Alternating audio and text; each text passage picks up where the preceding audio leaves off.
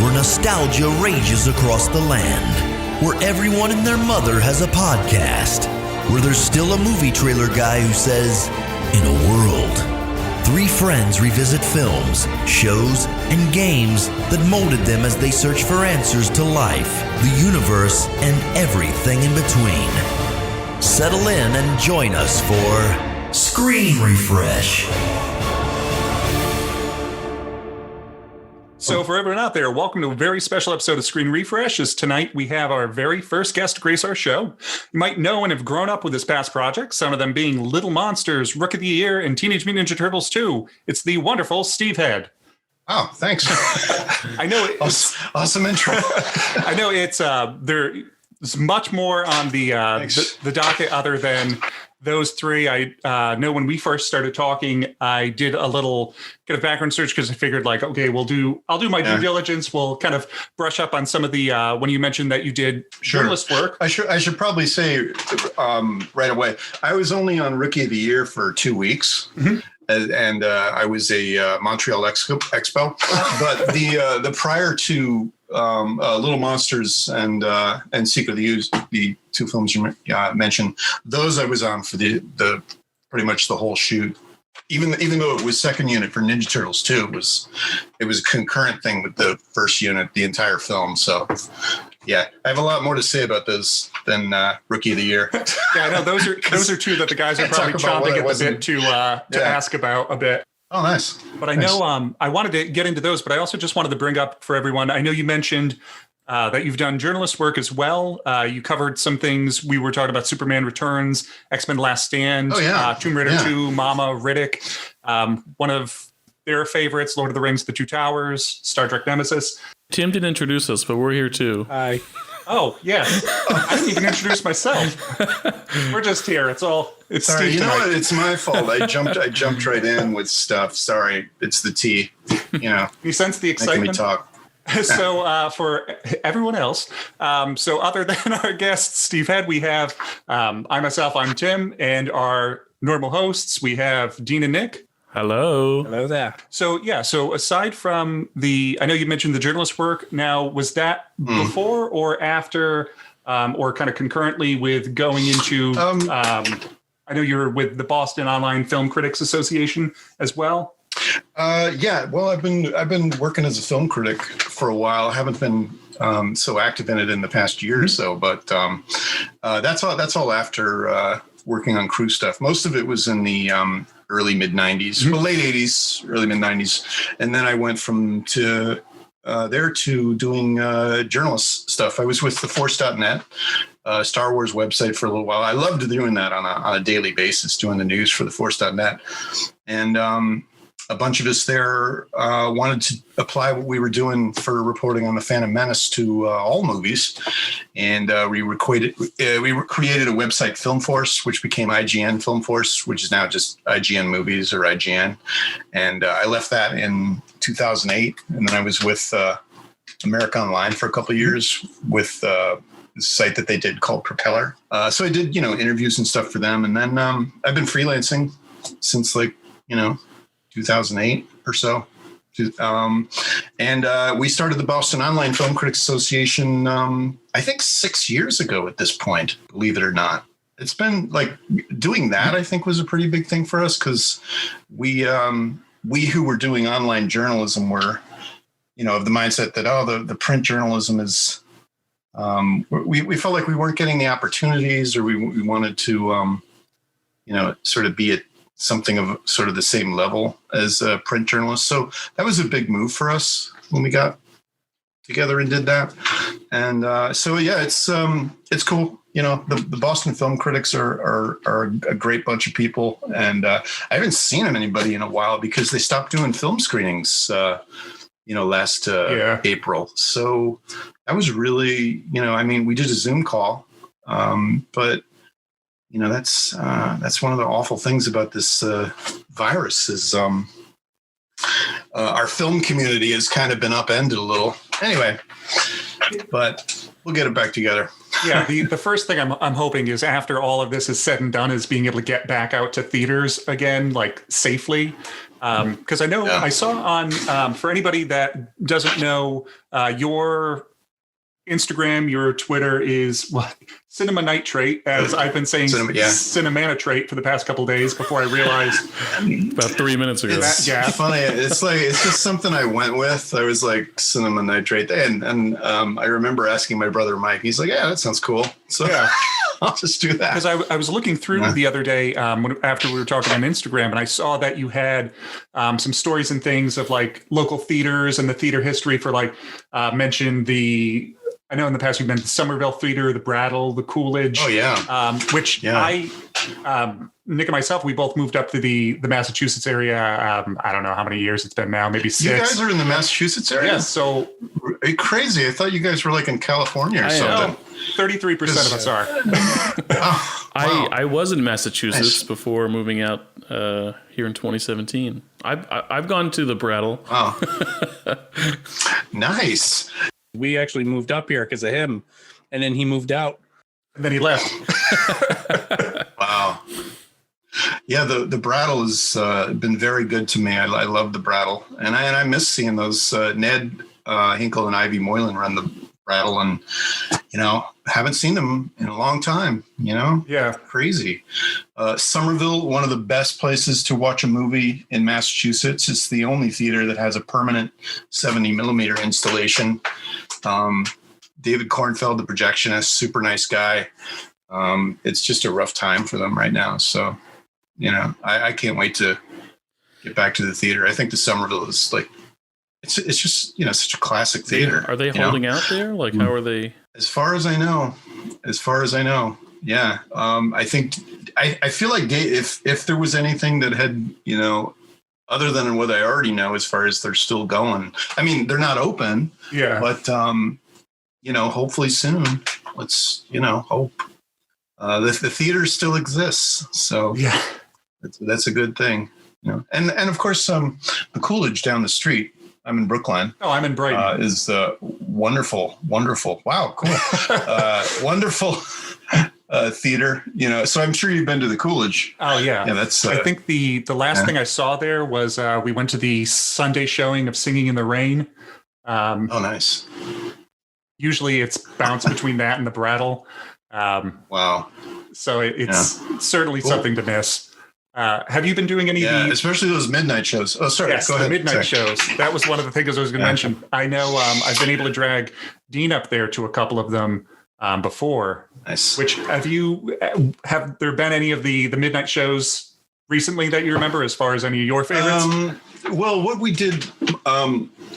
my girlfriend and I, what we did was we did the Halloween marathon, which was insane. I mean, it was so cold, and it was werewolf themed, and it was at Rocky Woods outdoors. And Mark Anastasio, the programmer for the Midnight Marathon, showed some great stuff. It was a lot, but man, that was at 3 and 4 a.m. We were literally shaking. Oh, yeah, and they had like this exclusive art print that they handed out, which is really cool. I can't show you, but I have it framed up over here. It was pretty cool. So that was like the last thing we did with the Coolidge. Yeah, last films I saw there were the midnight stuff. I think there was like some Japanese. No, it was Italian horror movie that the house next to the graveyard or something like that. Was that a Fulci? I forget that. I think so. I think that was the last one I saw at the Coolidge last April. It was an Italian horror film that was actually shot here in Massachusetts, like The House Next to the Cemetery, I think it's called. Oh, that one I didn't know was shot in Mass. Yeah.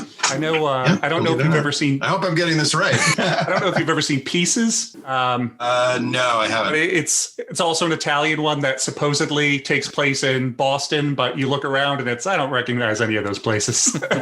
Might have to get on a flight to find some local Boston spots there. Yeah. Well, Little Monsters supposedly takes place in Boston, so yeah. To me, it's like it's all Wilmington. Oh. Yeah. So as far as I don't know, I just wanted to kind of get some of the accolades there so we can kind of go from the beginning of things and kind of work our way up to where we are currently then, if you'd like. Sure. Whatever you guys like to Okay. do. So Cool. I know as far as before we got into like the Little Monsters, Teenage Mutant Ninja Turtles, kind of, I know what exactly kind of got you into film as a whole? Well, Star Wars just blew my mind as a kid. And after that, I was kind of into binging The Towering Inferno before Star Wars, believe it or not. but Star Wars just rocked my world. And I think it was like I went to college. I went to PC, Providence College. And they didn't have much for film there, but I'd always been like very interested in it. And I decided I was going to learn how to make a movie. That is what I was going to do. So I just went headfirst into looking for work as soon as I got out of college. And, I made a lot of phone calls, submitted a lot of resumes, and Little Monsters looked very like, it looked like something I could logistically do. They were filming on the East Coast. I think I spoke with Liz Ryan, who was the second AD, and she was open to the idea that like we're going to need some help. We're going to have things are going to get kind of with all the kids and stuff like that. It was going to get busy, and so what I did was I offered to. I made a commitment. I offered to, like, if you guys would see me, I'll come down there. I'll make the trip. So I went all the way down to Wilmington to get the interview. And part of it was like showing that I'm committed. I'm going to do this. I kind of went over the expectation of just like I don't live locally and I'm walking in for an interview. I'm going to drive thousands of miles. Yeah, maybe not thousands. Sorry, it's less than that. A long Massachusetts to North Carolina. Yeah, it's like a 11-hour drive or something like that. I don't know, but I was way in, and I don't recall ever getting any like pushback on it. They were I think they were really glad to have me. So that felt great, And I already knew a lot about film, so I just kind of went in rolling, and it wasn't. I think like on the first day they were like, "Boom, let's do it." That's how it felt. They had already been in production for a little while, and so it was like I think their first day of photography was in the first week of April, 1988. So I wasn't actually on the set working. I was still getting there and trying to set things up, and I didn't start until the second week. It was after the first week, so I can't answer any questions about the stuff filmed at the school. So that was all first week stuff. Yeah, that was early. I watched the movie and I think, oh, this is my first day when they're walking on the wall next to the graveyard. Oh, it's actually, I think, like my first day. Yeah. So now, as far as I know, the movie itself is PG. I know we discussed it ad nauseum. As far as there are some things in it that are the creature effects, the practical effects for like the stretch face. Monster, some of the stuff with Snitch or a Snick and the other monster rips the head off. That it at the time I said that it seems like it would have been scary for a kid in PG that it wouldn't have been able to be done now. And then I think back of the stuff that I was watching back then, like what we were talking about, Predator and Silver Bullet, and this probably slots in perfectly fine with whatever else was at that time. Do you think that any of that would have been able to be made now? Or do you think that it was just kind of a different time in terms of what kids can kind of deal with in a movie? It's weird in the sense that I don't think I didn't think anything of it. I thought we were making something cool, and kids talk like this and, it's crazy shit, stuff happens. I thought, I was like, well, it's definitely not a G-rated movie, no way. It's, it's sort of, it's on that border of like it's sort of pushing it a little, with the language. But I thought that I think we were just like, we're doing something cool, with the monster underworld stuff and, being creepy with the makeup and everything. And I always thought, this is what kids love. This is what they want to do. It's a little bit dangerous. I mean, I wasn't familiar with this phrase gateway horror until this year. I hadn't thought of it, like that. But it, in looking back and in communicating with some of the people who've, messaged me on Instagram and whatnot, it's sort of, we're just trying to do something cool. And I think there's elements in the movie that when you look back on it, like, when Fred's character, Brian, is watching TV and, they got the TV sideways and he's watching The Fly and he's having his onion and peanut butter sandwich. And the whole idea behind it, I thought, like, I'm not the writer, but I thought, hey, that's what I would do. I would get a cherry pie and watch a horror movie and I would be like, this is my heaven. This is what, and I would do it late at night. And to me, in my head, it's like, the cool thing to do. So, and I think there was sort of like with the makeup stuff and the kids, everybody was just gung ho about it. I mean, Robert Short and Doug Turner, who did the special effects makeup, and then they had the puppeteer guys, who were great. I remember I was talking with them and I was like, well, what else have you done? And we did like Snuggles the Bear. And then they've got like their evil version of Snuggles the Bear with the drill that comes out of the nose. I mean, it was just trying to have fun and do something cool. It wasn't, I don't think there was a lot of intentionality behind, messing with, or doing something we thought was going to be completely unacceptable. I don't know. Oh yeah. Like, I don't think anything in the movie would ever be kind of considered unacceptable as far as that. I think like in hindsight, looking back at it now, like I meant like in terms of it being accepted today. Oh yeah. I mean, I just we never even conceived it, as far as I was thinking. It really strikes me that the creative control and just like have at it and go nuts. You can tell they really did have fun trying to create this world. Yeah, we did. And just setting up everything, and like, the makeup crew did a fantastic job, because even like looking at it, like the makeup effects that was on Howie Mandel, like you couldn't tell it was a guy wearing like all the prosthetics and stuff. It was just enough that like the uncanny valley was never met. It's like, cool, this is like it fits, it's absolutely perfect. And even Snick too, like he looks so weird and it's way out there, but never at any point, and it's like you immediately know, like, oh, it's just a guy in a suit. Like, I never had that thought. It was real. I must say, I rarely saw Howie out of makeup, except like in the morning, and then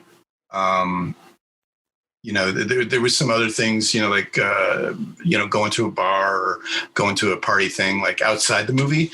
But my entire experience predominantly, and I was a set production assistant. So I was, it was my job to make sure they got there on time. And mostly Penny, my coworker, was in charge of Howie and Fred. And I did I worked with the stand-ins and other people, the kids. But my experience with Howie is like, I see him as Maurice. This is like 90% of the time I saw him is just in blue makeup. That's all it is.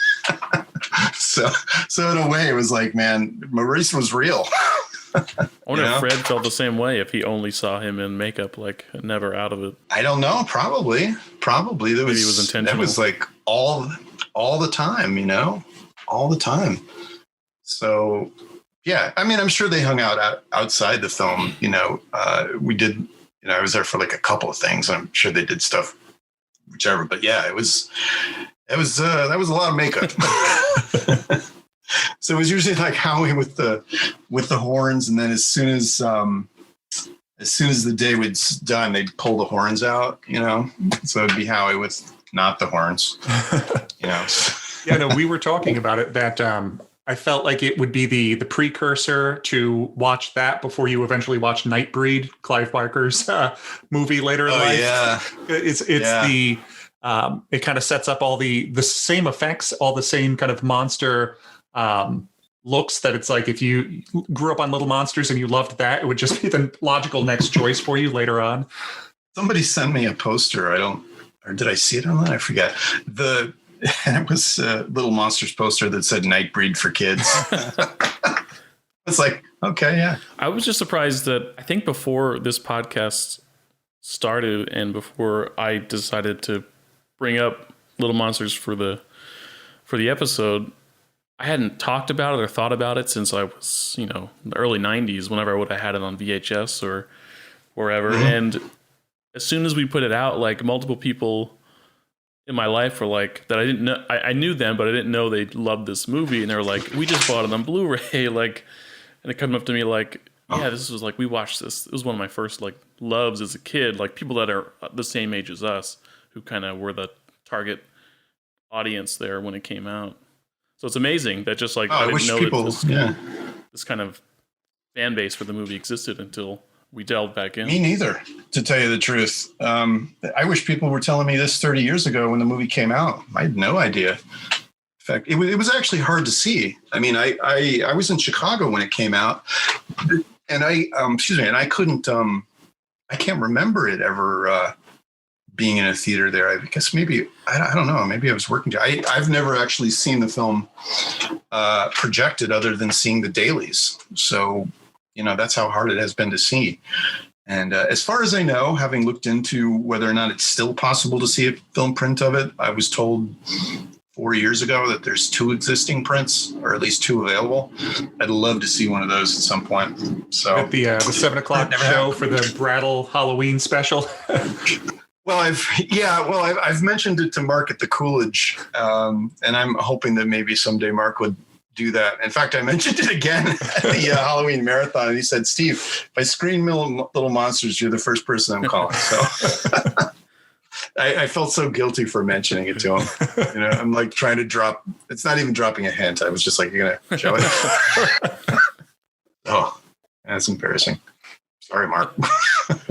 Yeah. So as far as Little Monsters, there, I know also I didn't, as I mentioned before, like I didn't see it, or I didn't even experience it until now.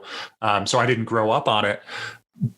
So coming into it now, it was interesting seeing all of the work that was done. So I know we mentioned The Boy in our episode previously when we were covering it. Yeah. And then I saw on your Instagram when you were posting some of the photos of like the sketch work for The Boy when they were doing that, and then some of the other behind the scenes with Frank Whaley.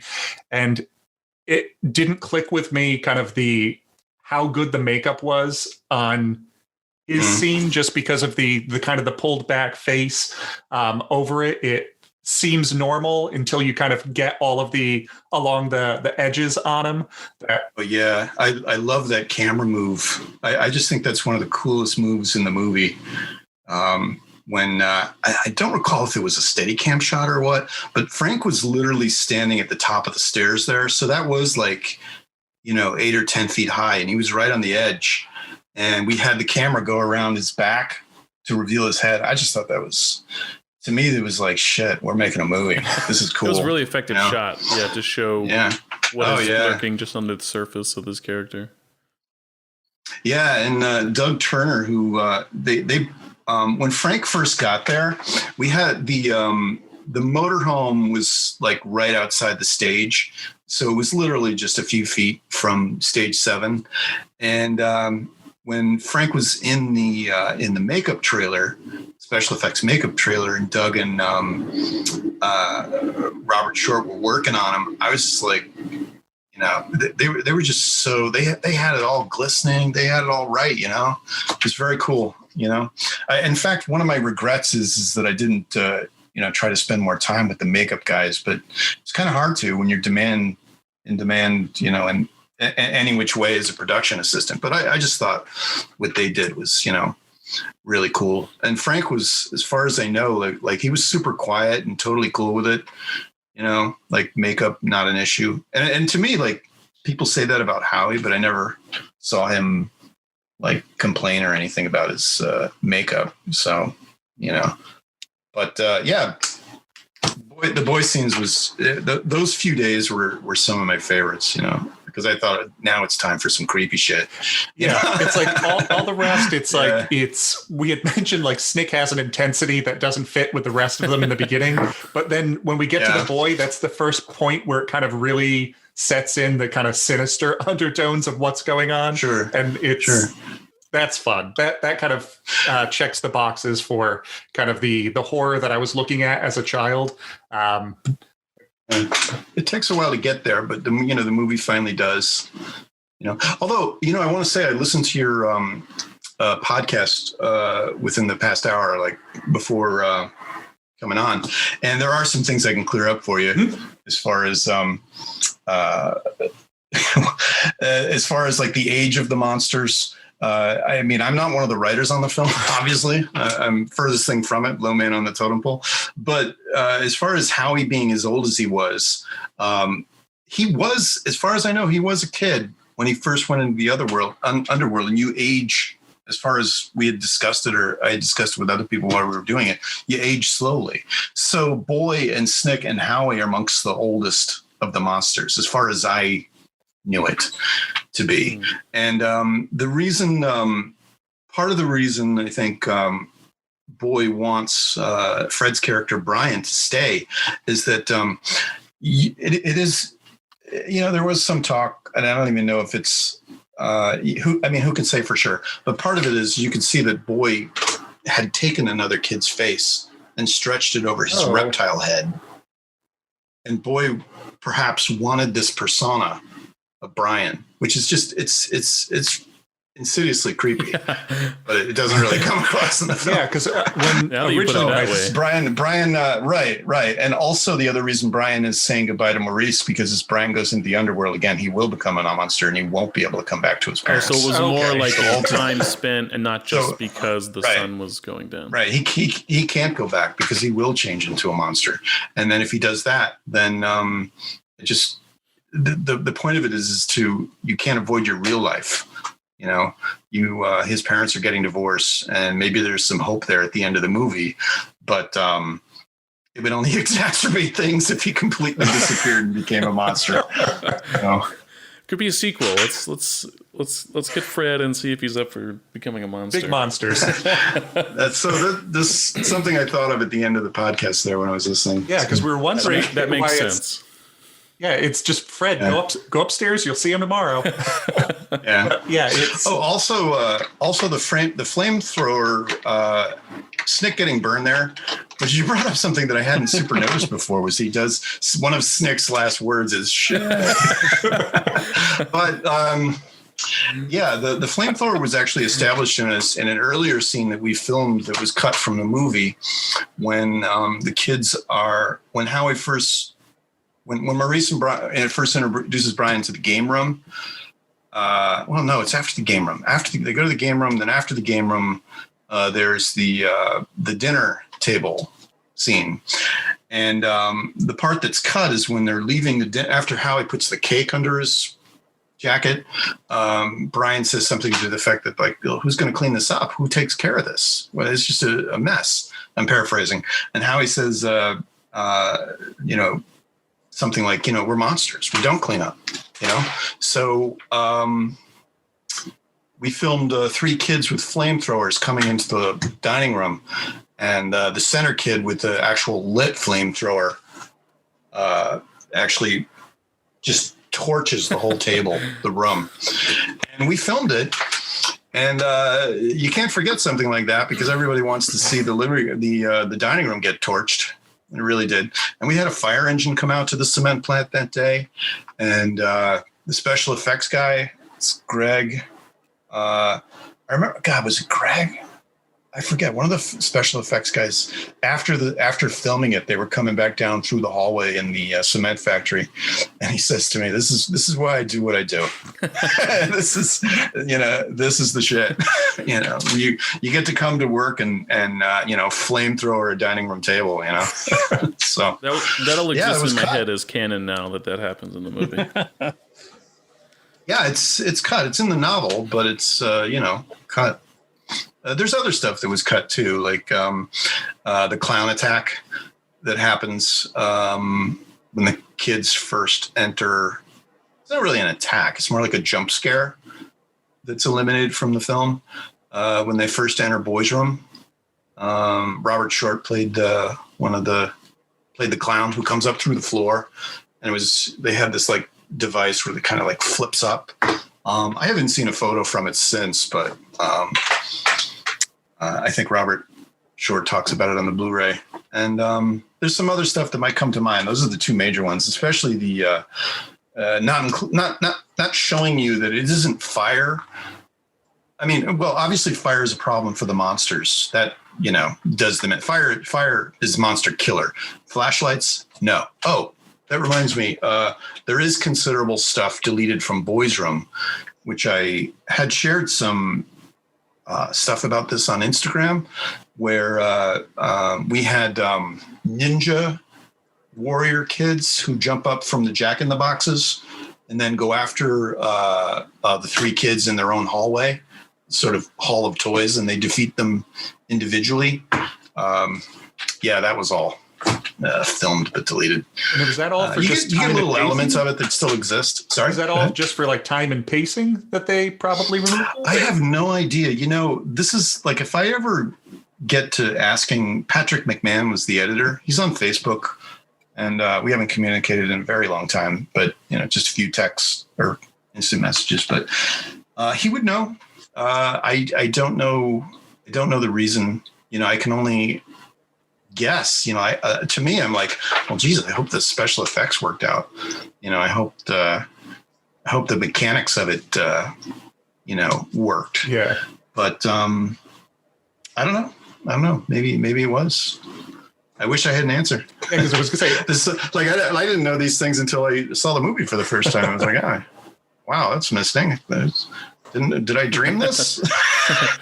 Wasn't there something else? I was going to say, all of that, all those additions would have made a wham bam ending as far as the boys' room for the pop-ups, the hallways, all of that. Yeah. Well, actually, that part is also in the, it's in the script of it. It's in the novel. There was a novel that Scholastic put out. And I remember years ago, like, I got to double check on this. I know we filmed this. And I'm like, yeah, okay, there it is. So, yeah. I miss the days of novelizations for all the big releases. Yeah.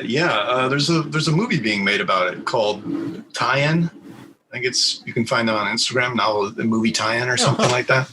The documentary about movie novelizations. I'm actually going to make a note for that. You can get Little Monsters right now for $15. I can order it right now. I just Googled it quickly. I'm like, oh, there it is. There's the novel. Yeah, it's there. It's yeah. There's another, that we filmed the kid who had his head ripped off, Dana. I thought that worked out pretty great, but there's also some lines, I think, that were eliminated that sort of makes the explanation of why his knees hurt. Sort of explains that, and that is all the running up and down stairs. That line isn't included. It wasn't so much that he ripped his head off. I think in the script, the way it played was he rips his head off and then he uses it as a basketball. And he spins it on his finger, and then he slams it back down on his character Arnold's head, and then Arnold can't walk straight. And then they changed all that. So. And the storeroom scene was deleted, but in the behind-the-scenes footage on the disc, you can see part of that scene. And Howie and Fred are talking to a character that was deleted who's up on this, he's on a very tall unicycle that was could have been 10 feet high. It was all silver. And I think the character's name was Munchie, I think. And he manages storeroom, going back and forth on this unicycle. And I think that's the scene where like Howie pulls out a Playboy and his tongue drops. There was another effect or something. Not out of place. Yeah, no. Anyway, okay. That's all the deleted scenes I can think of at the moment. I feel like with sorry guys, I feel like I'm talking too much. No, not at all. I feel like with all the extra parts and all of the extra pieces that you had mentioned there's so much kind of lore they could have played with that seems to be going on behind the scenes that never like makes it into part of like the novelization or the movie or anything like that. This is the kind of thing that I feel like could really use maybe like a comic limited series of just exploring and doing a little bit more with it. Yeah, there is the 6-issue comic that I guess is sort of a sequel. I may have bought it at some point, but I didn't. I haven't read it, so I don't know. I think what is strange is on rare occasion I'll get a message from someone asking me about like story stuff or underworld rules or things like that. And things I never even, you got to go to the writers. I don't know. I mean, I love talking about the making of Little Monsters and, and I've met a number of people on Instagram because of it. Even some of the kids who played the Little Monsters, Yeah. But, I just, the fan, what is it? It's fanfic stuff. I don't. I don't know where to go with that. It actually makes me want to rewatch it one more time, but with the mentality that this is a horror movie, not a movie meant for children. Because having me and Dean, we watched this when it came out. And, just taking it all at face value as like a 4 and 5 year old, it's like, ooh, it's kind of cool. It's meant for kids. But now that I'm really starting to think about it in the way that, especially that you put it, it's a whole different story. And like, wow, actually, this is kind of like a gateway horror movie for, the younger generation to get them to move along to the next better thing. I actually kind of really want to rewatch it. Maybe, if the other guys are up for it, doing another critique on it to see now look at it from this angle and let's see how far that rabbit hole go. I feel like especially this coming into it later in life, this would be something perfect. Like I'm going to eventually try to force horror movies on my niece. But introduce her to like maybe this. I knew I grew up with, I don't know if you know Monster Squad. I think it was Fred Decker. Oh, yeah, sure. In fact, I had it was like a month or so ago, I got an instant message from Andre Gower after I had posted something that was kind of, maybe he shared it or something like that. I think, and I was like, and I think the short exchange was, it would make a great double feature, Little Monsters and Monster Squad. That was one of the big ones that kind of helped get me into things. And between that and I don't know if you know The Gate. Yeah. But I feel like this, you have a triple feature. You grab a kid, show them these three, and then turn them on their way. Man, I wish people liked the movie as much as I'm being told now 30 years ago. That would have been great. Also, it did occur to me, I do want to say, I do understand the flaws of the movie, and I totally get the criticisms. I didn't want to, there's just some absurd, inexplicable stuff. And maybe that's part of what makes it kind of entertaining, because there's certainly some things that can be, the film can be derided for. But, I recall thinking, we're all trying to make a great movie, and if I got to stop everybody and try and explain something that I disagree, you can't do that on the set. It's just not my job is to keep my mouth shut, even if I think something's going wrong. You can watch Citizen Kane and do the same things to it. It's more a testament to just how we're watching the movie and just looking at every little thing. But it's that kind of stuff that endears your podcast, us to it. It's an interesting way to go about it. You went through it step by step. It's kind of like we're kind of still working that out, I guess. Tim, we've done that for the first couple episodes, but we might play fast and loose the next time we do it. We'll see. Yeah, I think it's just how our brains initially comprehended it is, if I'm going to sit here and watch it, I'll take my notes, and then we might as well just do notes beginning to end.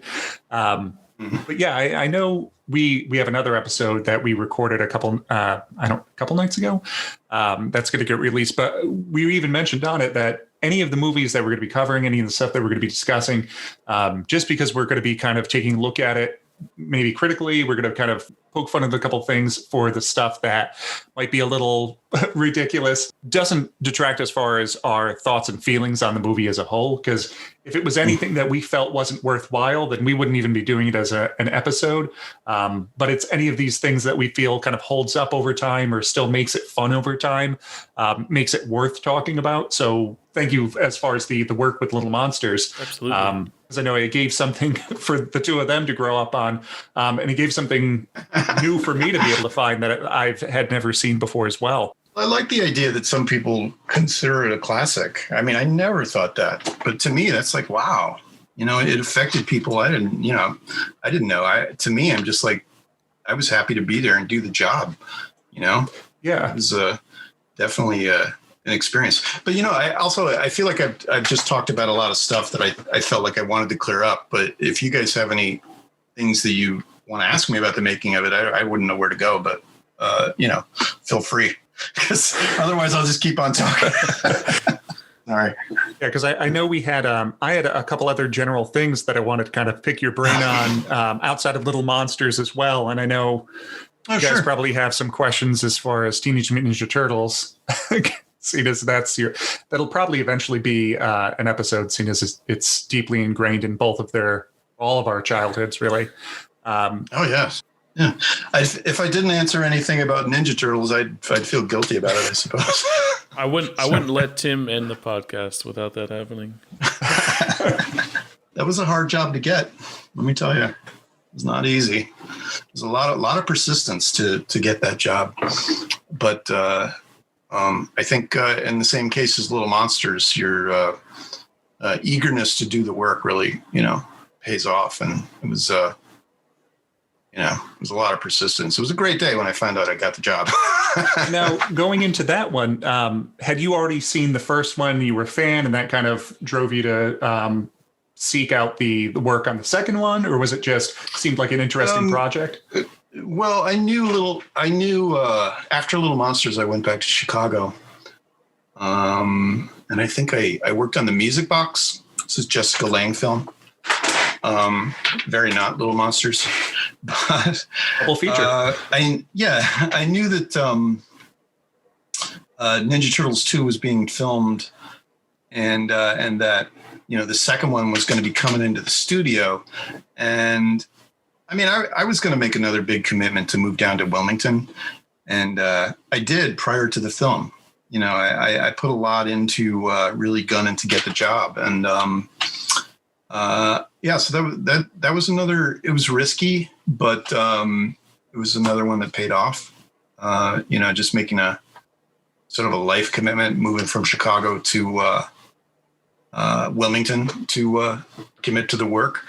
And so when I got there, I was like, even 2 months beforehand, I knew when the production office was going to open. I knew I had to keep working in terms of, let me step back for a sec. Before getting work on Little Monsters, I had, in the prior 2 months, I had worked on a TV movie in North Carolina called The Lookalike with Melissa Gilbert that few people have heard of, but it's a psychological thriller. And I was a camera trainee on that. And I think we did like 3 weeks. It was a really cool film. We had awesome. There was some cool stunts and some really cool effects. And Melissa Gilbert was super nice. And then I did a couple of weeks of a reshoot on Betsy's Wedding, which was really formative for me because I was hired by Kelvin Pike, and Kelvin to me was like, oh man, this guy was the dude. He was, he's Stanley Kubrick's camera operator.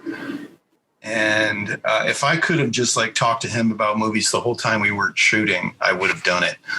But I remember him setting me straight because we were having lunch one time and I was talking about some of the stuff he'd worked on, 'cause he was camera operator on Empire Strikes Back. He's like, he said something like, Steve, it's just an empty studio now. There's no reason to go visit. There's nothing there.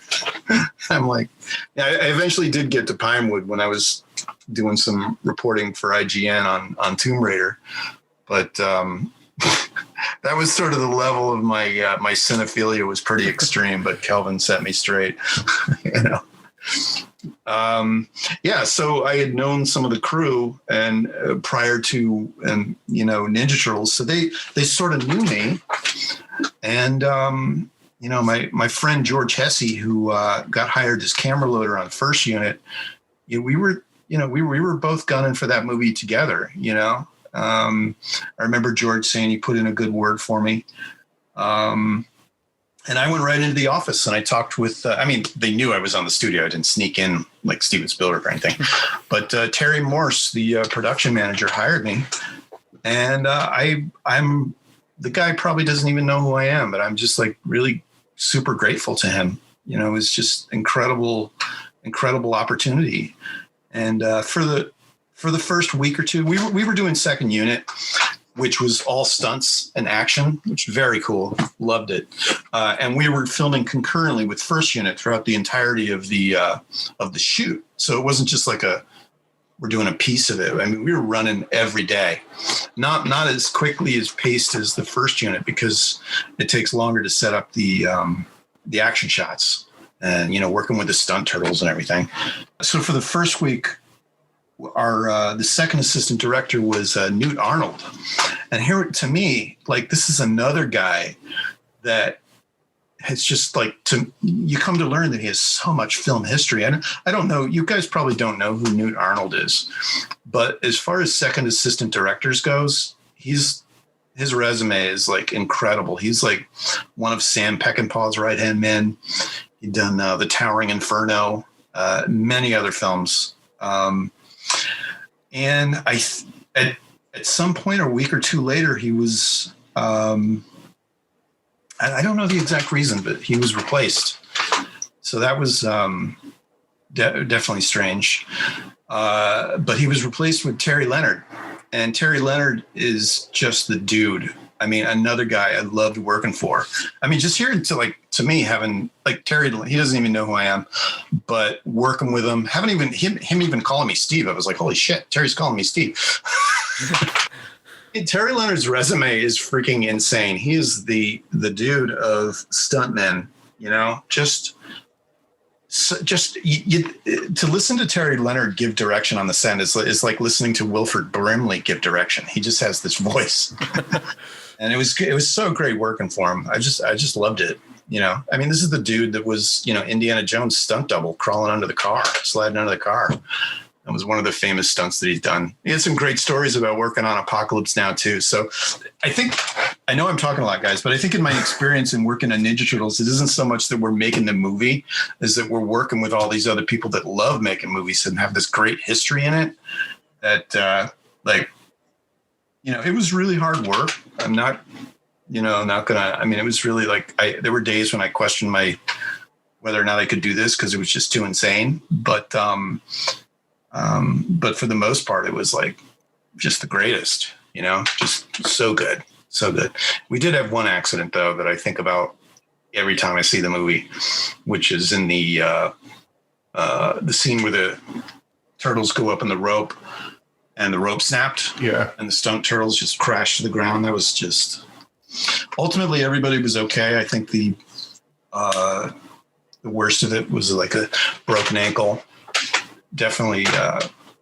I don't know if there were any other injuries beyond that, but we had the ambulance come in and it was just surreal watching that and really affected me because here we are making this fun thing. And then all of a sudden something awful happens, and it happens, it's super rare, but Terry Leonard being the pro he is, he handled things swiftly. It was, never forget that. Did it not go something? It didn't go as planned, or it did go as planned, but just somebody got injured anyway? Well, everything was going as planned. We were, I think the First Unit was filming in the TGI lab area. That was a smaller set on a smaller stage, and we were on one of the big stages, which was stage 7, I think. At the it was actually the same studio, the same stage where we filmed The Boys Room in Little Monsters, which is the part of the junkyard. It's the junkyard in Ninja Turtles 2, and it was a scene where the turtles get caught in the rope. The rope went up, which is actually a steel cable, and it snapped. And maybe they were like 6 feet up at the time it snapped, something like that. But it's just real surreal seeing that. You know, I was we had multiple cameras covering it. There was the main camera on one side of the stage. Then John Cranhouse, who was the DP, second unit DP, he's typically not he's not always operating a camera, but on this particular shot, he was operating an Airflex on the other side, and I was assisting him, I think. So I was out in front slating that camera. Wasn't too far away from him, and the rope snapped, and I remember looking back at John, and he was just like frozen behind the camera. Like, wow, you know, it just, you know, and then Terry from across the stage yells, "Don't anybody move. Don't anybody move." And so it's, you just don't like to see anybody get hurt like that. It was just luckily the story is that way, because I mean it's one of those things that could have gone much different. Yeah, could have, but everybody, we were all excited to get. I don't know what we shot later that day, or if we even did, but we just get right back into it. You know, the stunt turtles are like, it's rough, but they rolled it. You know, those guys are, they're like, that's the whole thing, man. They're just all about the physical stuff. So, you know, just kept on rolling. So. Now, did I hear correctly from some of the other ones I was listening to? Did you work on the Vanilla Ice party scene? Yeah. I thought that when we were filming the nightclub scene, that was really one of the best times, because that was that was one time where we had both first and second units on set at the same time. So that was a lot of cameras, and there was just a lot of stuff going on with, you know, the turtles fighting. Then we got the scenes with the monsters. Then we got the scenes with the crowd, and then we got, you know, Vanilla Ice on stage. And in that week, I think it was all over the course of a week. You know, that was just a lot of focus on that with both crews, and it was I just really, you know, it was terrific. That was to me, that was the first time there were so many cameras on set that I think that was the first time that our camera operator Jeff Moore let me put my eye in the lens, you know, for one of the shots. So I'm actually, you know, that was to go one step up like that from camera assistant to being, you know, the guy with his eye in the lens for just I'm one of the cameras for, like, you know, we had like 6 or 7 cameras on that during that, you know, so that was pretty big and memorable for me to be able to do that. And I loved, we had a family day during the filming of that, where I think Raymond Chow was he was very concerned about nobody taking pictures on set, especially when we had the monsters come in. And we had a family day where we could bring, I didn't have any family members in Wilmington, but, you know, the kids came in, and my landlord, I brought his son. So it was like you could actually come in and have your photo taken with the actual Ninja Turtles on set. So that was like one super rare day where, you know, the kids could come in and see what was up. So that's like, you know, that doesn't happen. I can hear Dean's jealousy like from here. super rare, you know, to have a Polaroid with the actual Ninja Turtles. And yeah, I mean, even I had my picture taken with Nick Boma on that day. You know, and we had stuff. We were taking photos. I mean, we had lots of cool photos and everything like that. But we most of the time had to be like super careful not to let any of that stuff get out. And we didn't let it get out. We had not all the people who were dancing in that scene were 100% on the up and up, because some of them did steal things.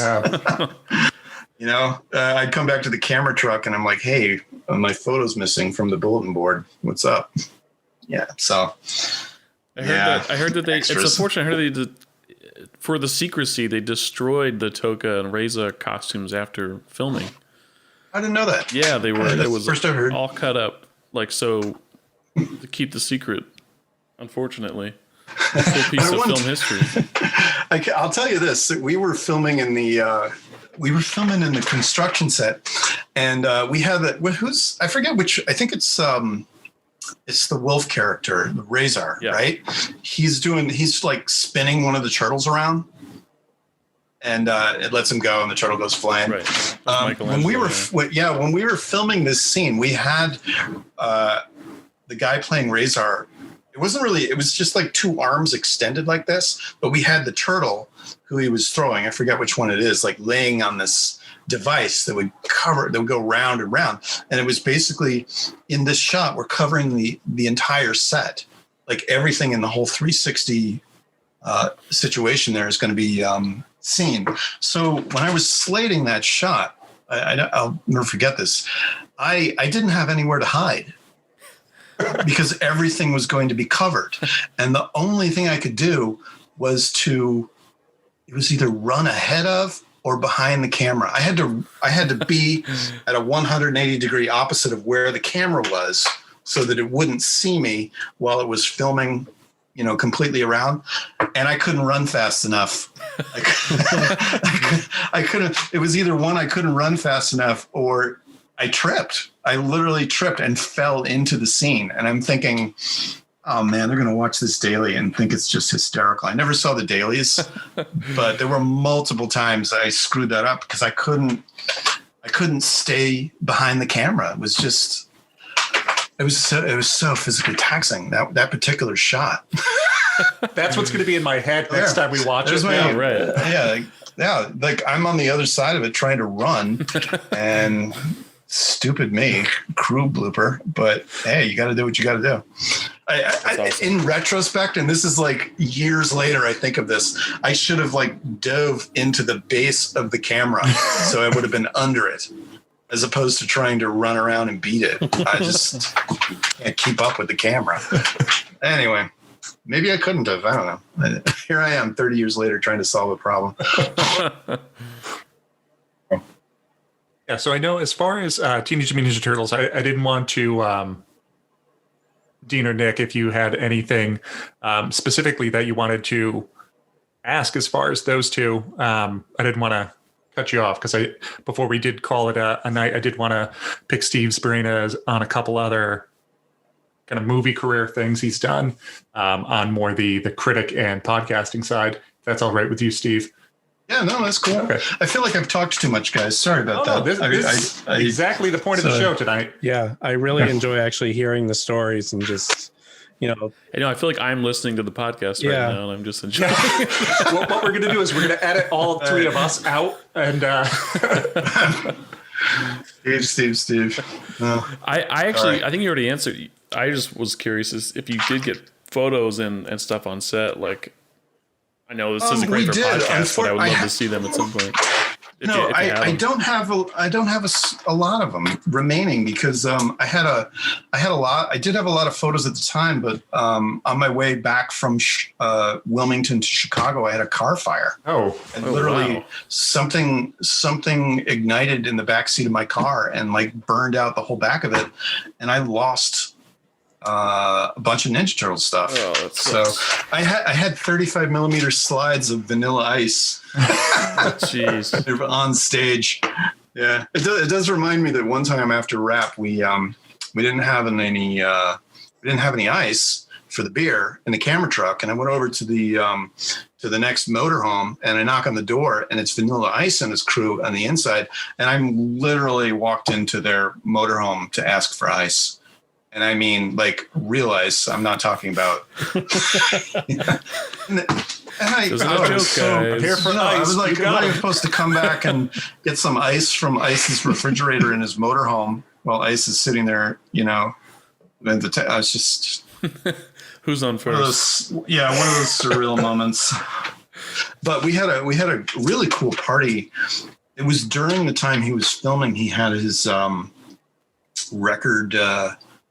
He had his gold record or something or other type of record. Maybe it's I don't know. It was for Ice Baby, and so they invited the crew of the movie to the commissary to have a party for Vanilla Ice, and it was actually a lot of fun. They were rocking the place. I mean, it was Vanilla Ice leading a conga line to Ice Baby with the Ninja Turtles crew in the conga line.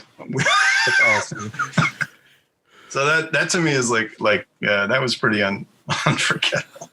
Like that would be more surreal than Little Monsters. Yeah, that was so of the time, but you know what? It was fun. It's fun. I can tell you this. I remember when we were filming the one of the things I remember about filming the nightclub scene is I had wondered why they selected Vanilla Ice to be like, we're going to do this performance. And apparently, I forget the name. There was another producer of Ninja Turtles who wasn't there all the time. I think it was Thomas Gray. I could be wrong. Anyway, it was his 10-year-old son who was there watching the filming that I'm told had suggested to his father that Vanilla Ice would be cool for the movie. And that's what I had heard as far as like crew scuttlebutt on the set as to why Vanilla Ice was there. But it was cool. It was fun. Oh, there is one deleted thing that we did that's not in the movie. There's a stunt in the nightclub scene where one of the turtles is at the center of a whole circle of foot soldiers, and I think it was Nick Palma who was at the center of it, and Nick plays Michelangelo, I think. I could be wrong, but anyway, the stunt was where he individually kicks each of these soldiers out, you know, in a full circle, like 360, and we filmed it multiple times, but it's not in the movie as far as I can recall. You guys remember seeing something like that? I don't know. Anyway, we filmed it. I was gonna say I remember at some point a 360 spin, like spinning him around for a kick thing, but I don't remember which one it was in. For some reason, I think it's like the mall scene. Oh yeah, the mall scene. That was different. That set was actually right next to the nightclub set, but that was different. I think the best way I can explain the scene that was cut is that the turtle never lets his other foot down. It's just one foot going whack, whack, whack, whack, whack, whack, whack, all the way around in a circle, and then the stunt foot guys just react to it. You know, they were all nice guys.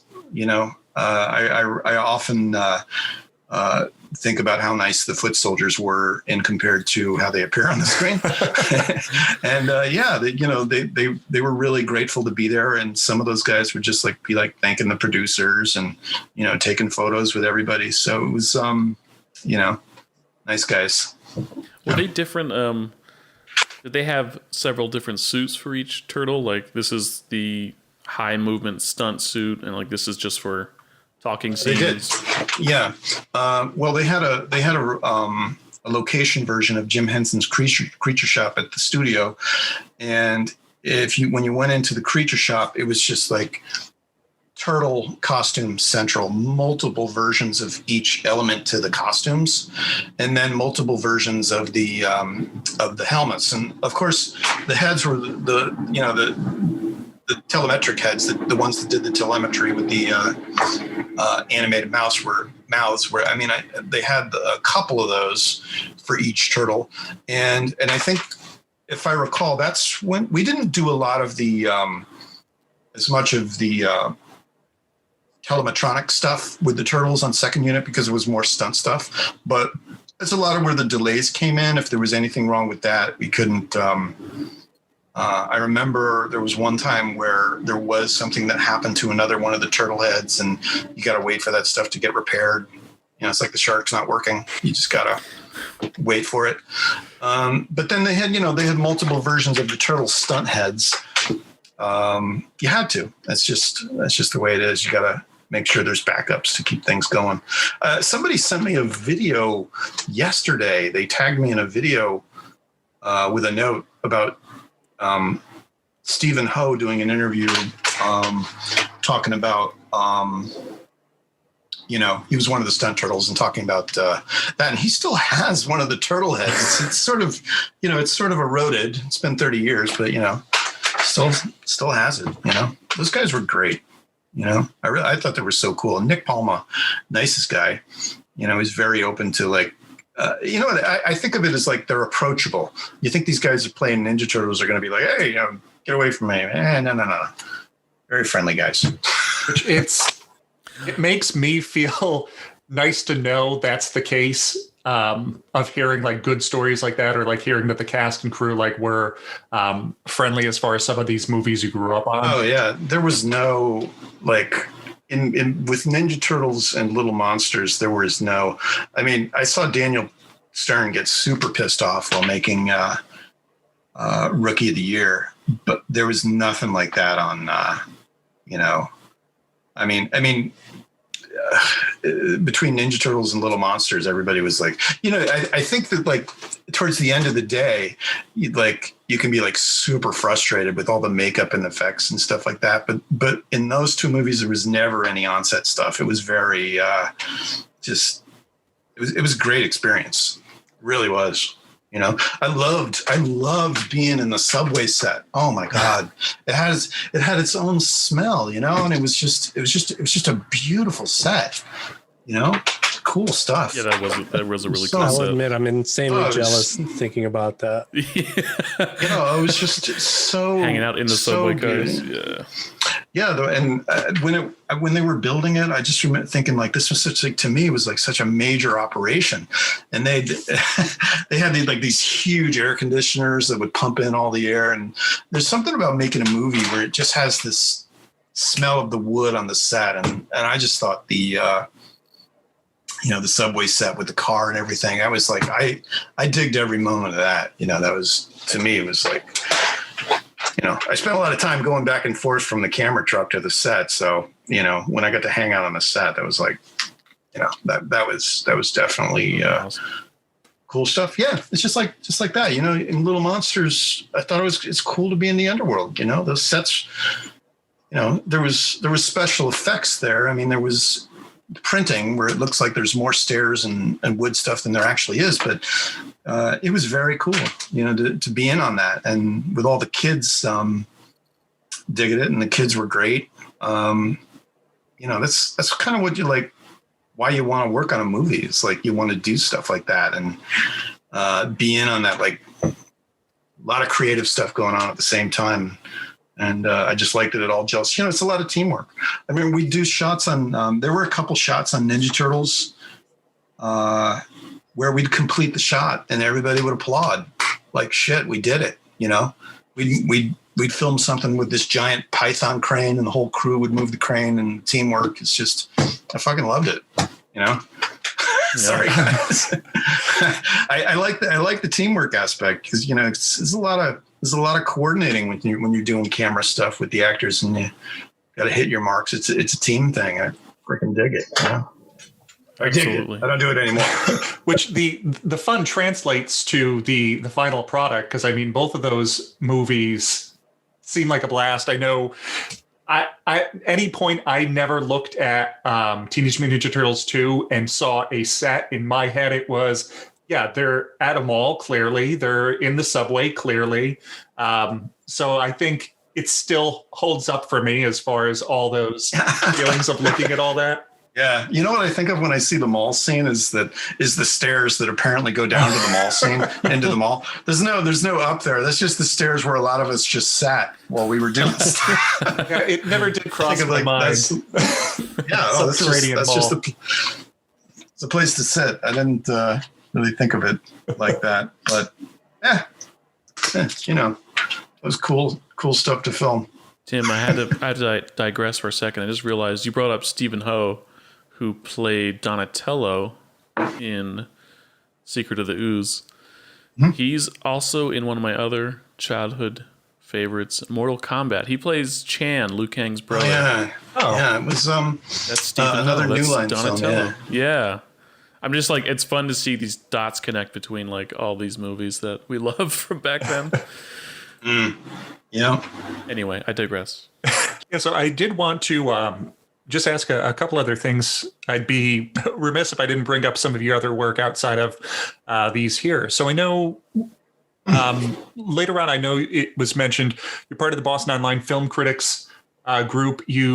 I know you've done the podcast as well.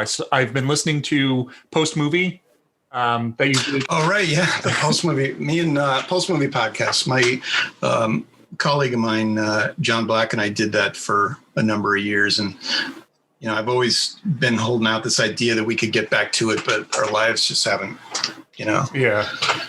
Now, did you find it difficult, like puzzled together to be able to make it happen? Did you find it difficult? The releases you were covering, the newer stuff you were covering, kind of everything, to be able to kind of continue watching all of that, to be able to discuss it thoroughly on any of those? No, at the time we started in 2009, and we had I think a pretty good idea. Like we also had sort of, I think, an advantage in that we were able to see the movies before they came out, so we could get the podcast, if I got my act together, out a day or two, or on the day that the movie came out. And it was kind of a heavy schedule to keep, but I liked it. And no, it's basically it was just a free for all, like, just open to talk about any of the new stuff that was coming out. And also the great thing about podcasting is like, I think it helped me, and I hope, others be like more prolific in terms of creating content. And I think we wanted to do a podcast that had other film critics from the Boston area come on and talk about films. That was the emphasis, in part, that too, hearing what the other critics have to say.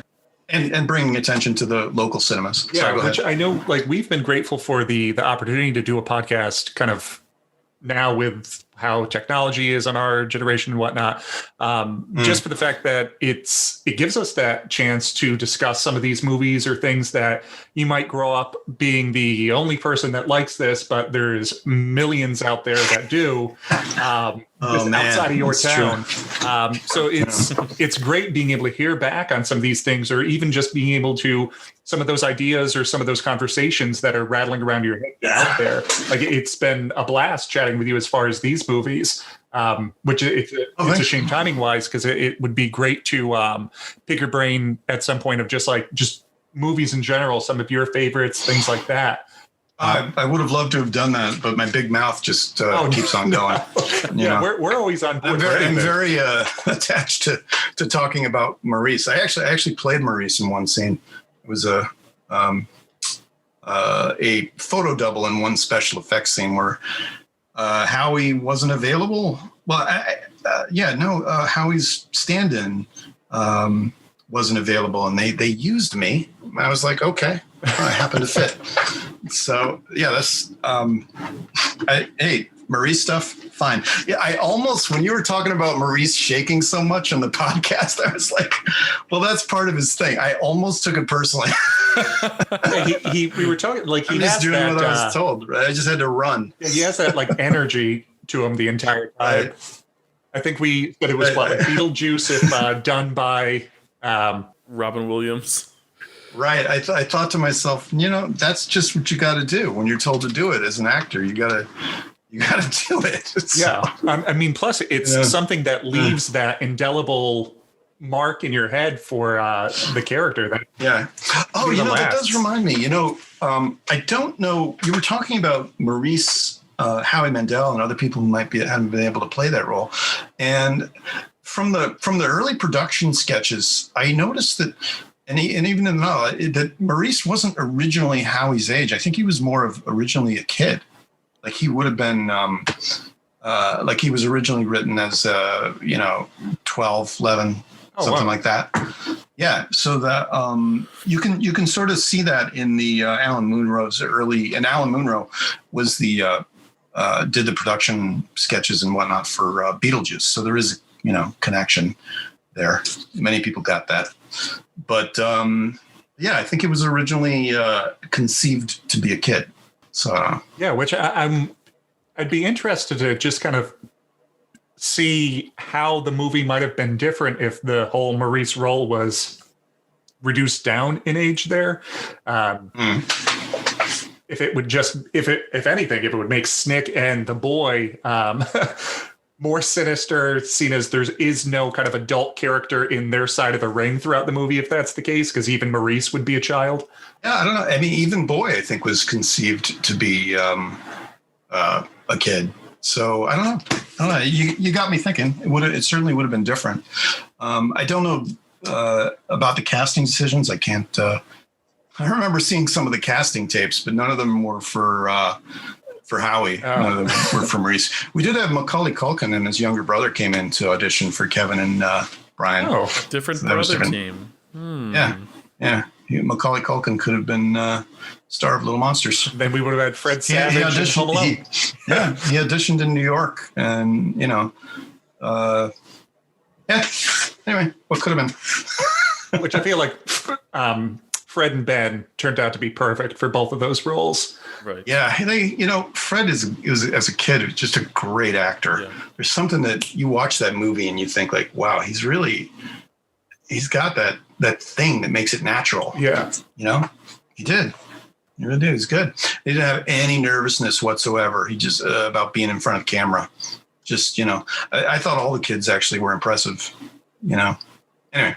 That was like when he's kind of flirting with Kirsten when he first meets her. I'm like, hey, he's not supposed to be this charming. He's a little kid. And I was like, oh wait, he's an actor. Like he can do this kind of thing.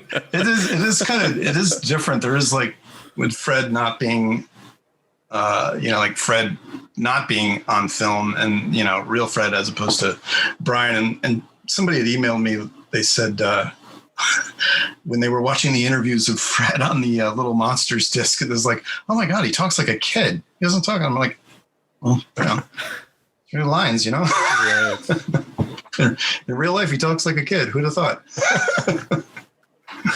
Anyway, sorry, guys. Oh, no, good.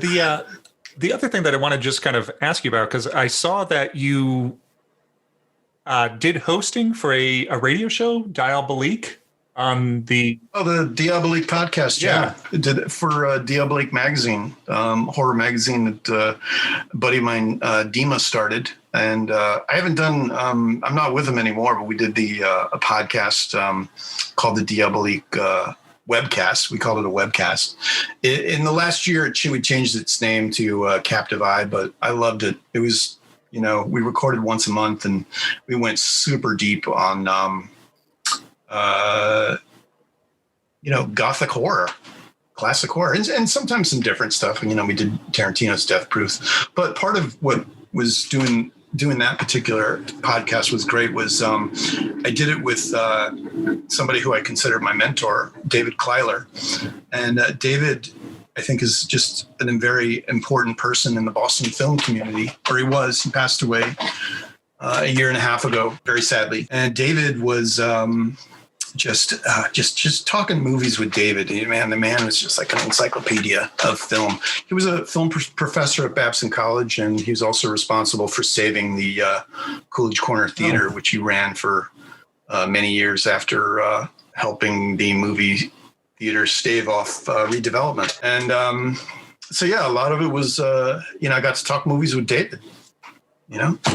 So I definitely miss that. I miss David. Got a photo of him up here on my shelf. but great guy. And I just, I learned so much from him. Like I think like some of my film sensibilities come from David Gleiler, so yeah, it was the webcast. Sorry. I'm getting misty. Sorry. As far as the Diabolique webcast, is that just a love of horror yourself, or was it just a love of being able to talk movies with your friend and mentor from there, or? Well, David didn't do every episode, but he did probably like 90% of them. Mm-hmm. But it really was, Dima wanted to do something that, would help promote the magazine, and Dima recorded and edited the podcasts here. And, I was very eager to help and very eager to do it. It really was like, I could keep talking about movies forever. I'm afraid that if I said I could go for another hour, that might put you guys off. So I'll just stop. Oh, we have time. No. We'll just split into 2 episodes. It's not, I think, like a super surprise in my life. It basically is like cinema is like a huge part of my life, so. In different ways, I'm always learning something, with David Kornfeld at the Somerville has taught me about like the whole other side of the film industry, film projection that I had very little knowledge of, but I find it, completely fascinating. So always learning something, Actually at the Coolidge, I think maybe 3 years back now, they did a special screening of the documentary, The Dying of the Light, which I don't know if you've seen. Yeah. Okay. Yeah. Which. Oh yeah, I was there. Oh, yeah. Which. David was on stage for that one. Yeah. Which that is, for anybody that hasn't seen it, I think it's available now for through Amazon Prime. But it's a great documentary as far as just like the for anybody unfamiliar, the switchover of things from kind of classic film for projection over to kind of the more digital age. And there's a lot of great theaters being discussed in there, a lot of great theaters as guests, because I believe the Rattle and the Coolidge, and I don't know if the Somerville was in that. Definitely the Somerville. I think if I recall, they interviewed David in the projection booth. Oh. That might have been where he sets alight the nitrate film. Dangerous, Yeah, and we're lucky here in Boston. We have some still operating terrific theaters, and 2 of them have balconies. Yeah, Somerville and the Brattle.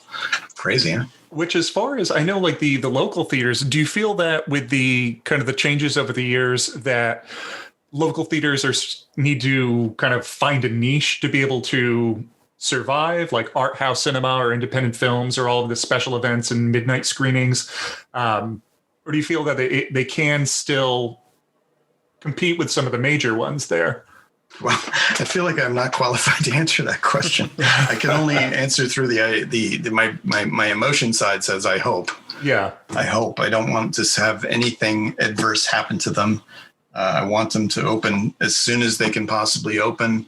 And I want them to continue with the awesome programming that they were doing, especially at the Coolidge Midnights and the Somerville with their, they had midnight programs during the summer, and, they're committed to showing film, it's just I wanted to keep going. I hope, I hope I don't have the answers. I wish I did. We have another great theater that, nobody seems to really talk about, which is the West Newton's Theater, which is 15 minute car ride over into West Newton. And, it's another huge theater that they're open right now, but, I hope that they continue to be, classic. Yeah, which I wish I could answer your question with like specifics about how these theaters are going to survive, and I don't know. Yeah, I was just curious with your like as a film fan and a film lover over the years, because it's something that I agree. Like I would hope that they stay around forever.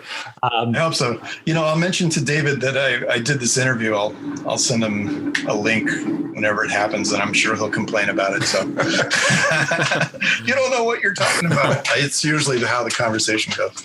Yeah, because I feel like all of those, it's a case of when I first moved up to Massachusetts. I know Nick and Dean here were kind of my friends in the area, but aside from that, it was immediately home when I was traveling and I was able to just like go to one of the local theaters and see some of these movies. It didn't quite feel like I was away from home at that point, or even when I traveled for work. I can travel anywhere in the US for work, but if I land my plane and I go into a theater, sit down in the seat and the lights go down, I'm back home in Connecticut and it's perfect. So hopefully the theaters like this, they stick around. So for anybody out there, go online. I know the Brattle, the Coolidge, Somerville, all of them are active on social media. Give them a look and definitely check out. I know the Brattle is still doing virtual screenings, things of that sort. So you can still find a way to. Well, Tim, I would also add I don't fear for the loss of the Harvard Film Archive because I feel like they've got, the backing of Harvard and they'll be around. But there is the Harvard Film Archive also it's the other theater in Harvard Square that a lot of people don't know about. Oh, that one I don't know about. And it's at the Carpenter Center. It's the theater is on the lower basement floor, and it's don't let the fact that I'm telling you that it's in a basement put you off. I don't know if anything, When I'll you go to enjoy the it theater, more. you'll be like, better. you're like, damn, you walk into the Carpenter Center and they've usually got classic movie posters from what they're playing and paraphernalia up in the windows, and I miss it. I do. The archive is its own sort of thing, but check it out for real. Yeah, that I'll definitely give a look to and take a look at, because I mean I can never have enough theaters. I'll always find something to be able to take a look at there. So that I appreciate. I'll have to give them a look. Oh yeah, anytime. I really need to dig into the cinema scene. I mean, I'm in Los Angeles. Like, I haven't gone to like some of the classic theaters. I need to I've been mostly just doing the AMC. That you could go to the New Beverly. Yeah. Yeah, I need to dig more into the. I don't know if you've ever heard of Grauman's Chinese Theater. I've been there. Might have been in a movie or two. What was really cool? Was last year. The New Beverly sent the Brattle some of the exclusive buttons that they had for Once Upon a Time in Hollywood. So cool. I was down there. Yeah, I chose a couple. Buddy of mine, Brett Michel's film critic. He's like, I think he got a whole bag of them. But yeah, it was nice that the New Beverly did that. I would be at the New Beverly in no time if I was in LA and it was open. No question about it. I mean, that's what I'm making a note to like do that. Like as soon as things do go back to whatever normal is, I got to get down there and check out some classics. Yeah, they have they've joined forces with, I don't know how to explain it, but there's a podcast called the Pure Cinema Podcast. Alec and Brian. Yeah, and that's kind of like the official podcast of the New Beverly. And on rare occasion, Tarantino has been on there, which is always a great listen, in my opinion. Oh, yeah. That's one of the ones that I kind of download and listen through. It's been terrific for any film fans out there. Definitely check out Pure Cinema Podcast. It's a lot of really interesting dives into different themed episodes to go through some movies, a lot of ones that you might not have heard of from before, some of the ones that you might have heard from before. I know they usually I leave with a lot of things that I follow up on later. I don't know. Also, Elric is on another one now. Well, that kind of transition over the years, Colors of the Dark with Dr. Rebecca McKendry. Also, so if anybody out there has a more horror leanings, and you like Elric as a host on Pure Cinema, you can see him there as well. And they have a lot of interesting things also, just it's all kind of horror skewed. And I noticed, Steve, you as a film fan, do you find yourself listening to a lot of kind of podcasts or kind of channels, things like that? Yeah, I have a couple of regulars that I listen to. Of course, the Pure Cinema podcast. I've got a backlog of those that I still would like to listen to. I love the Movies That Made Me, Joe Dante and Josh Olson's podcast from Trailers from Hell, and the Rewatchables. Those guys are good. It's they kind of do maybe what you guys did for Little Monsters. They do a whole complete retake on a film. Tarantino did 5 episodes last year. No, maybe 3. I think it was 3. Anyway, but it certainly sparked a new appreciation for Dunkirk in me. So, yeah, that. Yeah, I'm always on the lookout for new stuff to listen to there. Because aside from because rewatchables, I haven't heard of. I don't know if you have ever heard of. There's another one, The Projection Booth.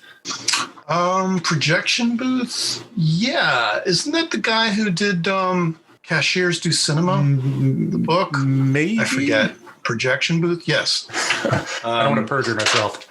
No, that's okay. I could be wrong. I think The Projection Booth is by a guy who published a fanzine called Cashiers Do Cinema in the 90s. And he, a couple of years ago, collected all of a lot of the issues into a book that I purchased. So anyway, sorry. All right.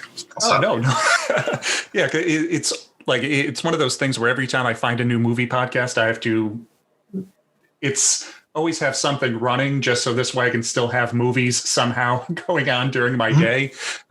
Or it's defunct now, but 80s All Over with Scott Weinberg and Drew McWeeny, which right. Yeah. I know Drew McWeeny is also another film critic.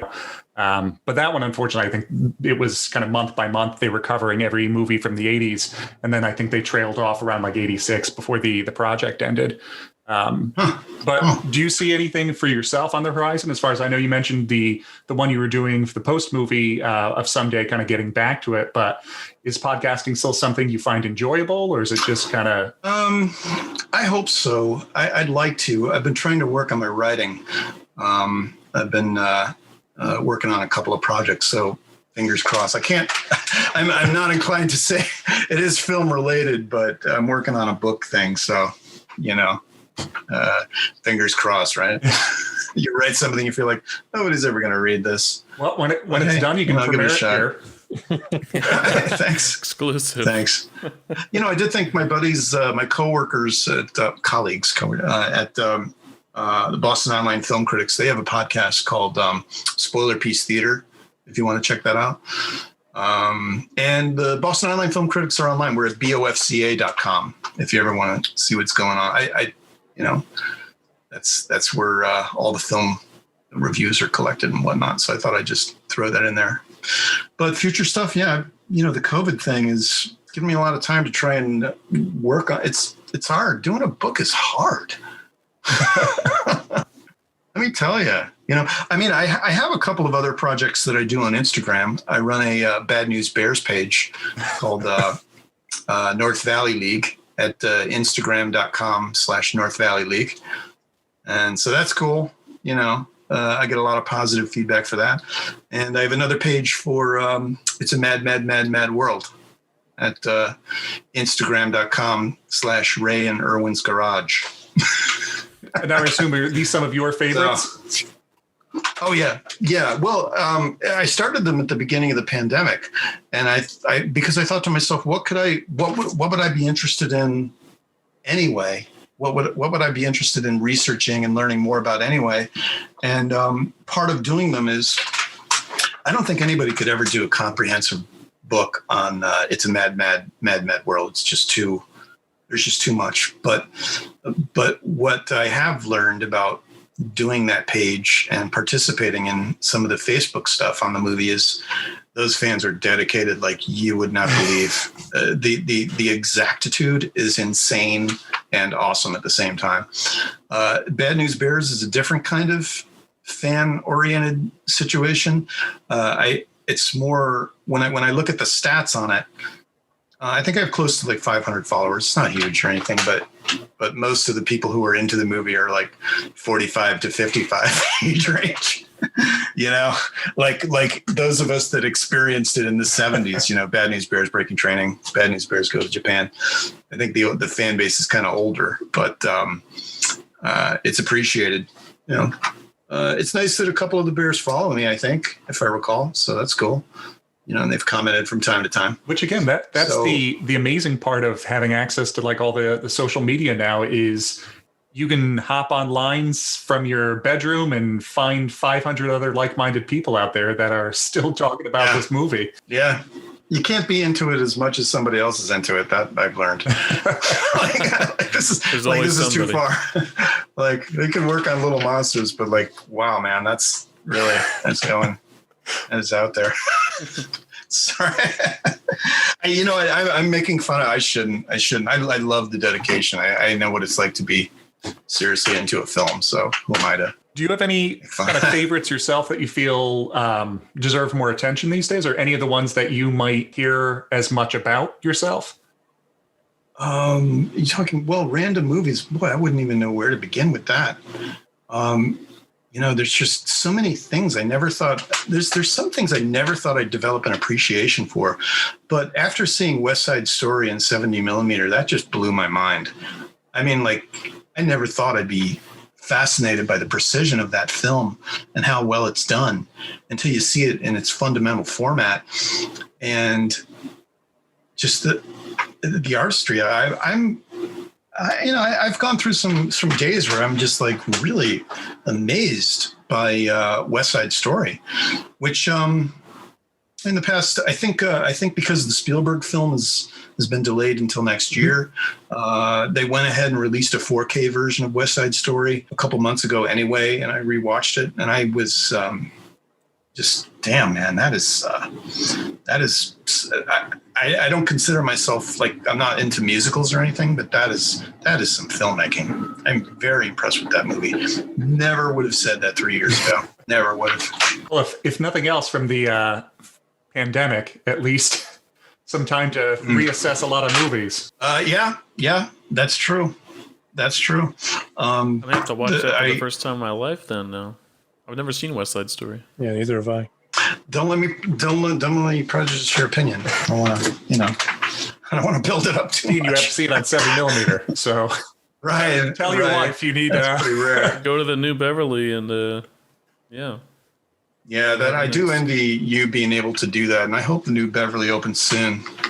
I really do. I would have, like, in my head, I was like, I'm going to make a plan to go to LA just to go to the New Beverly, and then the pandemic hits.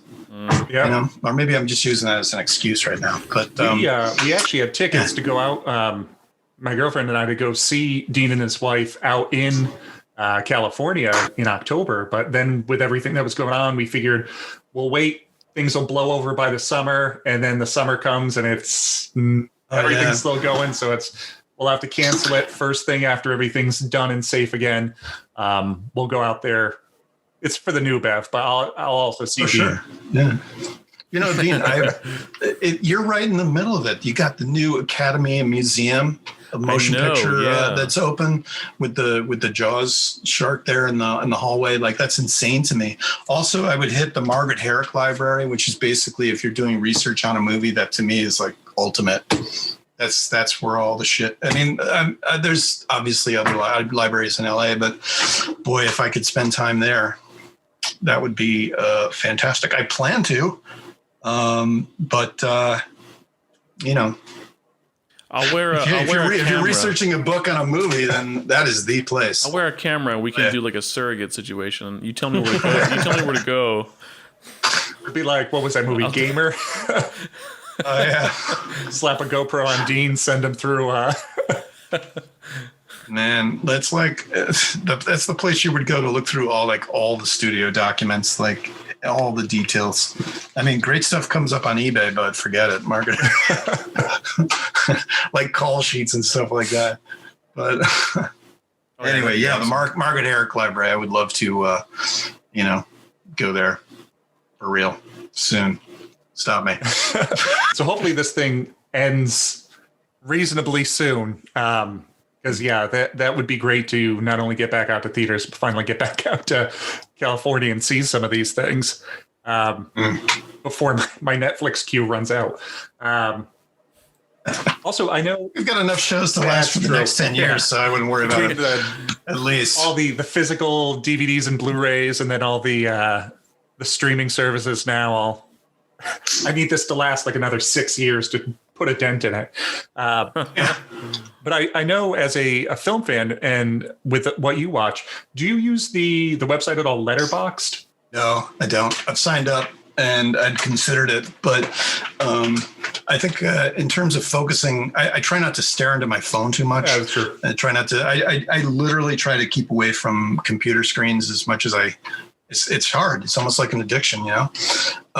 So I just kind of made a mental commitment. I'm just going to focus on Instagram and log into Facebook every now and then to touch base with family and a few things. But yeah, I've just pretty much totally committed to Instagram because it's more to my sensibilities, because it's photography based, art, you know, graphic based sharing of content, and I really like that. Like I can't like it sort of inspires what I feel like I want to write about anyways, and it's usually short pieces. So Instagram works for me. I hope that explains. Oh yeah, but then again, I really don't know that much about Letterboxd, so you know. Oh yeah, I try. I opened it years ago, and then I just recently, when the pandemic started actually using it more so just to keep the film diary of what I've been watching over time, just so I can kind of get an idea, and also like just a watch list of stuff that kind of slipped by over the years. I know in some of our previous episode, we mentioned kind of all of our backgrounds, but like I grew up with my parents watching like 20s onward. So because I had kind of a wider net cast, there's a lot of things that slipped through the cracks. Like I didn't see Godfather until like the past 5 years. Saw Arsenic on a Lace from back in, what was it, the 30s or the 40s. So it's all those trade-offs here and there. So I'm trying to use it now to finally kind of track down all the gaps in my you know, that's one of the great things about, like, as much as people complain about the physical media and stuff, but just the immediacy of being able to watch films that you know, growing up like I did, that were just like unavailable. And I hold a certain resentment about that, because it was, you know, it's really hard. It was really hard to see certain movies, but now it's just like boom, boom. And I don't think that it's something that I easily have been able to get rid of, is that I have this kind of like, oh God, you don't know what that was like. You know what I mean? It's like, it's like me thinking about like a 20 something who says like, you know, they can just like watch anything they want. And it's just, I don't know how to explain the dearth, the literal desert that there was in the 80s and 90s. Before, if you were a film fan before home video, you know, like, Star Wars, you know, from the late 70s into the, you know, when things started getting going with home video in the early, it was still, oh my God. Yeah, I know initially, you know, like just having to drive so far to see a movie. I know the other kind of problem growing up was until kind of the internet was prevalent enough that I would be on online usually. It was a case of the only way you find new movies is because I'm sitting on the TV Guide channel, or I'm watching TCM or something, or you have a family member out there that mentions, oh, you've never seen such and such? It's playing in February on TCM. Go check it out. So it's a lot easier now to be able to find just how little out there I've seen in the grand scheme of things. I would also make the case that when it's harder to see a movie that you want to see, it does affect your impression of the movie, you know, when you see it. Because it isn't just, to me, it isn't like the movie itself. It's when you see it, it's where you see it, it's who you see it with.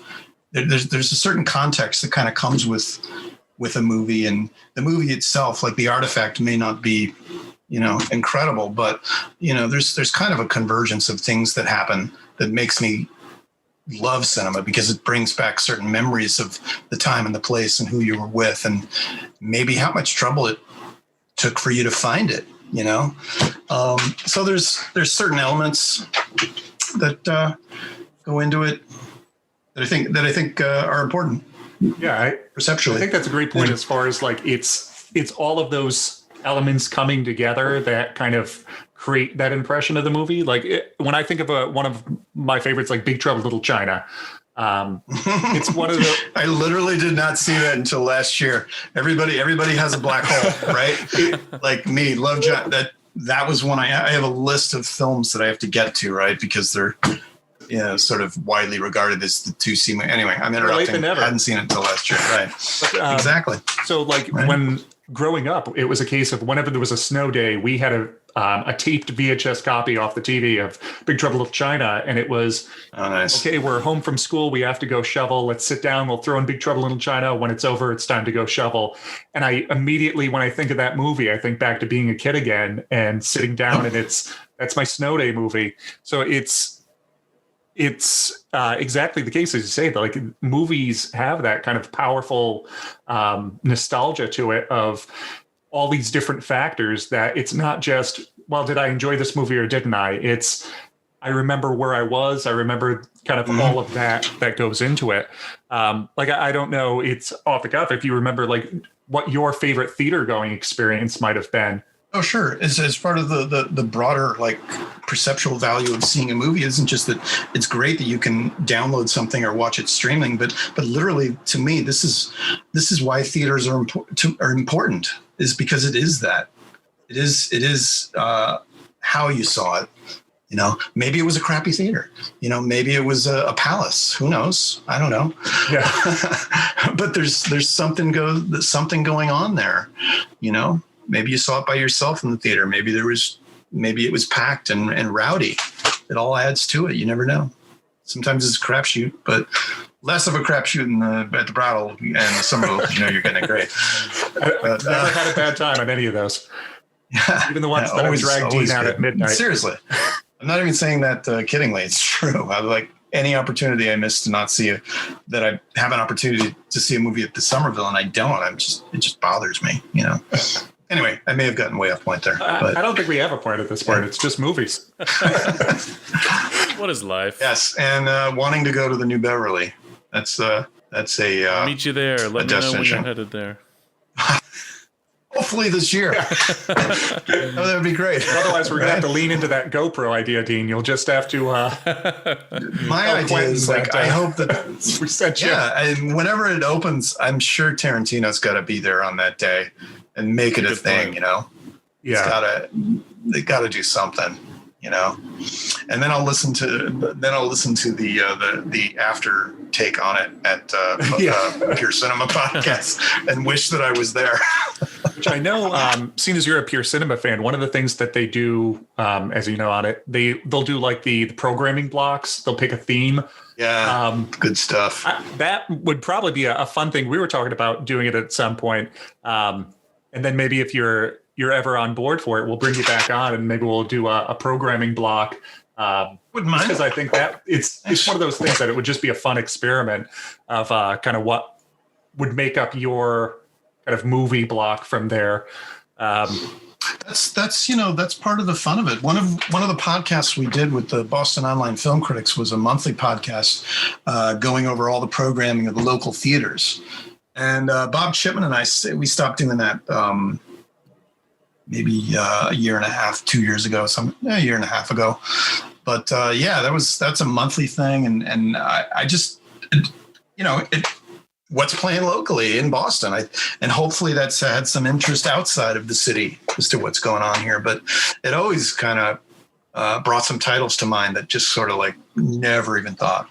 You know, we'd cover the Archive, Somerville, Coolidge, Brattle, even Cinema Salem sometimes. So. Cinema Salem, I follow them and I read up on all this stuff going on. But I feel like I've never had the chance to actually make it into Cinema Salem during all of the, like their Halloween festivities, things like that they do, which is a shame because it always seems like a blast. Yeah, no, thanks. Definitely have an interest in discussing that stuff. So, well, you're always welcome on here. Thanks. We could always use more people to talk movies with that have an appreciation and insight. Sick of me already. Well, that I didn't want to say it, but we're looking to get rid of Dean. So this was the interview. So yeah. So as far as this. Is there anything kind of coming to the end of this that you wanted to either any projects, any things like that you just want people to be aware of, or any other kind of social media, anything that people should kind of hit? No, that's pretty much everything. I'm at Instagram.com/cinema nitrate. And then the current content from the Boston Online Film Critics is bofca.com. And I would love to be able to do stuff more frequently. But focusing on a book is, man, it's rough. Yeah, You know, I don't envy getting you there. interviews and stuff like that. So, you know, I mean, in trying to work on a book, I've been reading some books to use as inspiration, and one of them is Space Odyssey, on the making of 2001. I forget the author's last name. Michael, I forget, but Space Odyssey, definitely recommend that. Also, I'm looking over on the shelf here is The Making of the Wild Bunch, which came out last year. Excellent book. And another one that I really enjoyed was the new book on the making of, I guess it was also last year, The Making of Thelma and Louise, Off the Cliff. Excellent book. So, you know, I figure in trying to do a book, you know, acclimate myself to how ones that I really like are done, you know. And, The Making of Caddyshack. Another one I've recently finished is pretty good. Yeah, which in hardcover. The Wild Bunch is still, as we said before, that's one of the blind spots that's still on my list, despite like the appreciation for Peck and Paw. But I know Wild Bunch is still just always eluded me. So I'll make that one of my pandemic goals before this ends. Yeah, it happens. You know, I think with every critic, every cinephile, they have their sort of, I describe it as like a black hole area. And then I get into, you know, a certain phase. Like I've started kind of going into a Fellini phase, and I've been very interested in Fellini before, but now the Criterion has that large disc set. You know, just starting to do that. I went through a Peck and Paw phase, went through a Sergio Leone phase. It happens. You know, you cover your blank spots. Some I was embarrassed to admit, like I hadn't seen Reservoir Dogs for the longest time. You could have just said how could you I were holding out until the new Bev. Now it's you can't pretend. You just have to admit that you haven't seen it and take the heat. Yeah, that's the way it goes. You know. Plus, I feel like that's what puts the fire into you to finally sit down and watch it. Yep. Big Trouble in Little China. I'd be embarrassed listing any of the movies that I haven't seen that I should have seen, so I will not do that. We all have our skeletons. Well, what happens is people. I'm sorry, Nick. I didn't mean to interrupt. People will immediately. You'll get this sort of alternate priority of things you should see. You know, from like this is a fantastic film, or you haven't seen it. What are you, a moron? You know, like why haven't you gotten your act together? Yeah, I usually when I bring up some, they say you love movies and you've never seen XYZ. Well, I have a couple things on my list. I'll get to it. I'm not dead yet. Still have time. I think the most amazing of these would be I haven't seen Star Wars, right?